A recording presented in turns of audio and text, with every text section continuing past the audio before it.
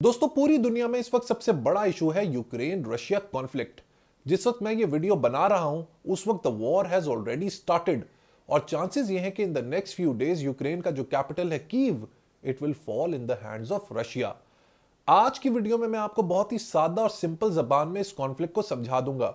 इसकी हिस्ट्री क्या है, क्यों रशिया ने यूक्रेन पर अटैक किया है, यूक्रेन के पास ऐसा क्या है विच अट्रैक्टेड रशिया, दुनिया पर इस वॉर के क्या इंप्लीकेशंस होंगे, फ्यूचर में क्या होने वाला है और क्या ये चांसेस हैं कि वर्ल्ड वॉर 3 स्टार्ट हो जाए।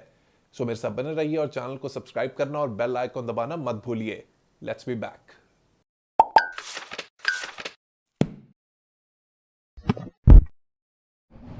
Welcome back. बुक बडीज, एक बात जो मैं आपको हमेशा रिपीट करता रहता हूं वो ये कि हमें दुनिया की ज्योग्राफी का जरूर पता होना चाहिए। कौन सा मुल्क कहां है, उसके पास क्या नेचुरल रिसोर्सेज हैं, उसकी जियो स्ट्रेटेजिक लोकेशन का उससे क्या फायदा है। ये बहुत ही इंपॉर्टेंट पॉइंट्स है। लिहाजा इस कॉन्फ्लिक्ट को समझने से पहले हम ये देख लेते हैं कि रशिया और यूक्रेन की ज्योग्राफी क्या है। रशिया दुनिया का सबसे बड़ा मुल्क है जिसका ज्यादातर हिस्सा एशिया और कुछ हिस्सा यूरोप में मौजूद है। इसी वजह से इसको ट्रांस कॉन्टिनेंटल कंट्री भी कहा जाता है, वो मुल्क जो एक से ज्यादा कॉन्टिनेंट में मौजूद हो। रशिया की बहुत ही रिच हिस्ट्री है from the time it was known as the Soviet Union. 1991 में सोवियत यूनियन के डिसइंटीग्रेशन के बाद भी it has continued to be one of the super powers of the world due to its political clout and very strong military. Russia के western border पर मौजूद है Ukraine, which is the second largest country in Europe after Russia. Ukraine Soviet Union का ही हिस्सा था till the time it regained it's independence in the year 1991। Ukraine की capital city का नाम है कीव और इसके बॉर्डर पर कुछ बहुत ही इंपॉर्टेंट यूरोपियन कंट्रीज मौजूद हैं जैसे कि Poland, Slovakia, Hungary, Romania, Moldova, Russia and Belarus. इससे आपको अंदाजा होगा कि यूक्रेन के लिए उसकी लोकेशन कितनी ज्यादा इंपॉर्टेंट है। For some countries their geo strategic location is a blessing in disguise, while for others it's a source of conflict। अब दोस्तों हमने ज्योग्राफी तो समझ ली, अब बढ़ते हैं असल मुद्दे की तरफ। वो ये कि व्लादिमीर पुतिन जो रशिया के प्रेसिडेंट है उनको क्या शौक है कि वो यूक्रेन पर अटैक करें, वो चाहता क्या है यूक्रेन से, what does he aim to achieve. अब दोस्तों इस बात को समझने के लिए हमें हिस्ट्री के ऊपर थोड़ी नजर डालनी पड़ेगी। वर्ल्ड वॉर 2 दोस्तों खत्म हुई इन द ईयर 1945। इस जंग में दो मिलिट्री अलायंसेस थी, एक थी एलाइज और दूसरी एक्सिस पावर्स। एलाइज वर इवेंचुअली सक्सेसफुल जिसमें मेन कंट्रीज थी USA, Soviet union, United kingdom and China. Axis powers lost the war जिसमें मेन कंट्रीज थी जर्मनी, इटली और जापान। जो मुल्क हारे उनके हालात तो बुरे थे ही, लेकिन जो जीते उनका भी हाल कुछ अच्छा नहीं था, स्पेशली फाइनेंशियली। वर्ल्ड वॉर 2 के बाद दुनिया में कुछ मेजर चेंजेस आई। कॉलोनियल पावर्स जिनका पोस्टर बॉय यूनाइटेड किंगडम था वो अपनी पावर खो बैठे और एक बायपोलर दुनिया का आगाज हुआ जिसमें एक साइड पर था यूएसए और दूसरी साइड पर सोवियत यूनियन। इस इरा को कोल्ड वॉर भी कहते हैं। वर्ल्ड वॉर 2 के बाद यूरोप भी दो हिस्सों में डिवाइड हो गया, वेस्टर्न ब्लॉक जिसको यूएसए ने सपोर्ट किया और ईस्टर्न ब्लॉक जिस पर रशिया का इंफ्लुएंस था। यूएसए ने अपना इंफ्लुएंस बढ़ाने के लिए वेस्टर्न ब्लॉक के लिए एक बहुत बड़ा फाइनेंशियल पैकेज दिया जिसको मार्शल प्लान कहा जाता है। इस प्लान के तहत USA gave $13 billion to countries of Europe so they can rebuild their country and economy. वहीं सोवियत यूनियन ने अपने इंफ्लुएंस को मजबूत करने के लिए ईस्टर्न ब्लॉक को सपोर्ट करना शुरू किया, specially by funding left wing parties and revolutions. इसी दौरान इन द ईयर 1949 यूएसए ने सोवियत यूनियन का तोड़ निकालने के लिए एक military alliance North Atlantic Treaty Organization यानी नेटो को कयाम किया। इसमें यूरोप के 28 और नॉर्थ अमेरिका के 2 मुल्क शामिल हैं। नेटो बनाने का बुनियादी मकसद था कलेक्टिव सिक्योरिटी, यानी कि अगर कोई भी बड़ी वॉर होती है तो ये सब मुल्क कलेक्टिवली अपना डिफेंस करेंगे।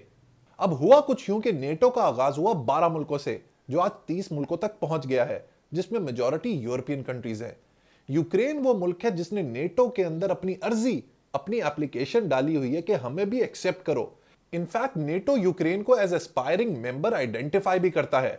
इस पावर गेम को रशिया चुप करके बैठ के देख तो नहीं सकता था कि नेटो अपना इंफ्लुएंस बढ़ाता जाए और रशिया दब के रहे, और वो भी तब जब उसका अपना बच्चा यानी कि यूक्रेन जो सोवियत यूनियन का हिस्सा था वो दूसरों से मदद मांगे।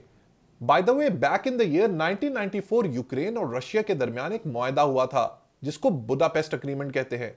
इस अग्रीमेंट के मुताबिक Russia was supposed to protect the sovereignty and independence of Ukraine in exchange for it giving up its nuclear weapons. वक्त गुजरता चला गया और रशिया की बेचैनी भी बढ़ती चली गई। फाइनली 2014 में विक्टर यानुकोविच, जो यूक्रेन के प्रेसिडेंट थे, उनको पावर से निकाल दिया गया। हुआ कुछ यूं था कि यानुकोविच प्रो रशिया थे और करप्शन के भी बड़े मास्टर थे। उन्होंने यूरोपियन यूनियन के साथ ट्रेड डील करने की बजाय रशिया से $15 बिलियन का बेल आउट प्लान ले लिया। यूक्रेन के लोगों को लगा कि उन्हें रशिया के हाथों बेच दिया गया है। अवाम ने प्रोटेस्ट करना शुरू किया।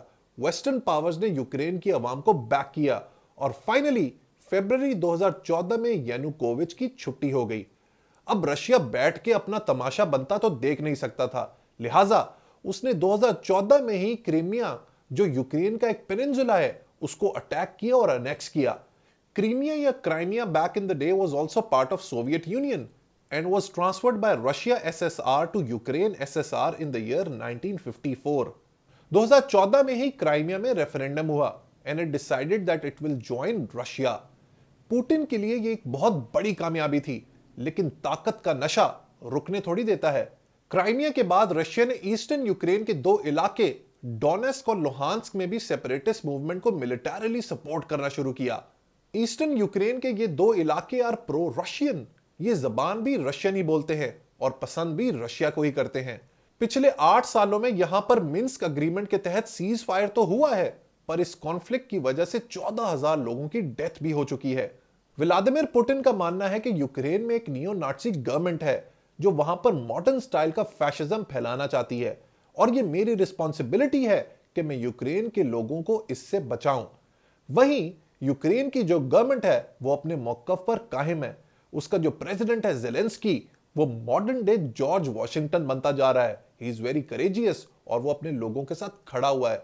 और तीसरी तरफ है वेस्टर्न पावर्स, जिनका काम है सिर्फ लिप सर्विस करना और एज स्पेक्टेटर्स बाउंड्री पे बैठ के पूरे मैच को देखना और कमेंट्री पास करना।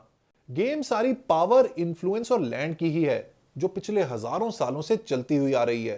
पुतिन रशिया के इन्फ्लुएंस को बढ़ाना चाहता है और नेटो को रोकना चाहता है, जबकि नेटो वेस्टर्न पावर्स के सपोर्ट के साथ अपने इन्फ्लुएंस को सपोर्ट करना चाहती है। इस पूरे मामले में सबसे इंपॉर्टेंट कैरेक्टर है व्लादिमीर पुतिन, जो अपने कैरिज्मा और स्मार्ट डिसीजन मेकिंग की वजह से आज तक पावर में कायम है। पुतिन को अपना सियासी फ्यूचर भी देखना है। उसकी रेटिंग स्काई रॉकेट कर जाती है जब वो पुराने सोवियत यूनियन को रिस्टोर करने की बातें करता है या उस पर अमल दरामद करता है, जैसे कि जॉर्जिया में पंगे या क्राइमिया पर अटैक करना।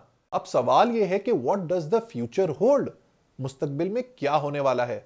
देखिए, रशिया को हर 6-7 साल बाद यूएसएसआर की ग्रेटनेस की याद सताती है और उसका दिल करता है कि उसकी टेरिटरी उतनी ही बड़ी हो जितनी पास में थी। Georgia, Moldova and now Ukraine, Russia अपने फुटप्रिंट्स को बढ़ाने की कोशिश करता रहता है। कल को देर आर चांसेस कि वो कहे कि भाई उज्बेकिस्तान भी मुझे वापस चाहिए, Armenia, Azerbaijan, Kazakhstan, Kyrgyzstan, Turkmenistan, Tajikistan, Latvia, ये सब मुझे अपने पास वापस चाहिए। When it comes to Ukraine, अक्सर लोगों को यह लगता है कि क्योंकि यूक्रेन के पास बहुत ही एक्सटेंसिव अनएक्सप्लोर्ड गैस रिजर्व्स हैं, यही वजह है कि रशिया उसके पीछे भाग रहा है। Well, that might be true, but eventually दोस्तों सारी पावर की ही गेम है। Now the question comes, will Russian aggression and Russian ambitions be the start of World War III? क्या ये एक और जंग अजीम का आगाज है? तो द आंसर इज नो, ऐसा नहीं होगा।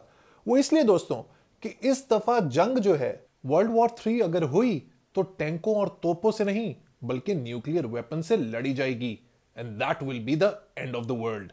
The need of the our is that sanity should prevail, और ये हम लोगों की रिस्पॉन्सिबिलिटी है, इंक्लूडिंग आवर लीडर्स, चाहे वो व्लादिमीर पुतिन हो, ज़ेलेंस्की हो, इमरान खान हो, जो बाइडेन हो या नरेंद्र मोदी। हम अपनी ईगोज के लिए नहीं, अपने मुल्कों को लड़ाने के लिए नहीं, अपने मुल्क के लोगों की गुडविल के लिए काम करें। I will keep you updated with the progress as it happens. Video पसंद आई हो तो लाइक बटन जरूर प्रेस कीजिएगा। Until next time, good bye.